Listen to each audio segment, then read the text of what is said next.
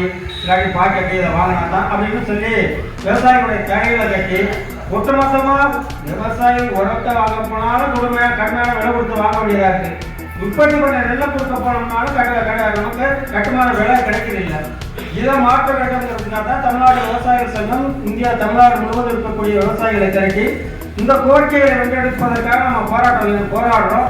அதில் இந்த மணிமேல்குடி பகுதியில் இருக்கக்கூடிய விவசாயிகளெல்லாம் நீங்கள் எல்லாம் ஒன்று சேரணும். இப்போ நீங்கள் வந்திருக்க விவசாயிகள் நீங்கள் மற்ற விவசாயிகள்கிட்டையும் அதை சொல்லணும். இப்போ எனக்கு முன்னாடி பேசுகிற அண்ணன் சொன்னாங்கல்ல காவிரி வைகை குண்டார். ஏன்னா நம்ம இப்போ நீங்கள் பார்த்தீங்கன்னா ஆவுடையார் கோயில், மணமேல்குடியில் ஒரு பகுதி, அறந்தாங்கியில் ஒரு பகுதி, அதே மாதிரி திருமயம், அரிமளம், இந்த மாதிரி விராலிமலை, உருண்டா கோயில் இப்படி போயிட்டேன்னா இந்த நம்ம புதுக்கோட்டை மாவட்டமும் ஒரு வறட்சியான மாவட்டம். மழை பெஞ்சா தான் விவசாயம். இப்போ நீங்கள் அறந்தாங்கியில் ஒரு பகுதி, மணமேல்குடியில் ஒரு பகுதி மட்டும் அந்த மாதிரி தரமக்குடி இந்த பகுதியில் ஒரு சில பகுதி மட்டும்தான் சிஎம் தண்ணி வருது. பாக்கி எல்லாமே மழை பெஞ்சா விவசாயம் அப்படிங்கிற நிலைமையில தான் இருக்கிறோம்.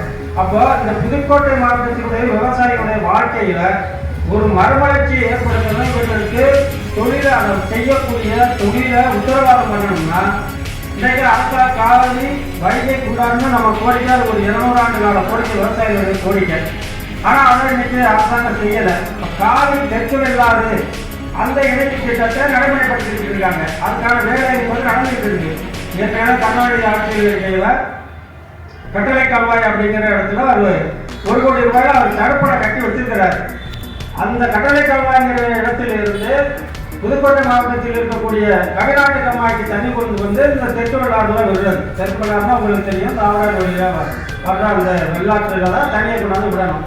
அப்படிங்கிறதுக்காக இன்னைக்கு ஒரு திட்டமிடப்பட்டு அது 13,000 கோடி ரூபாய் அது செலவாகும் அப்படின்னு சொல்லி அதுக்கான வேலைங்கிறது நடக்குது.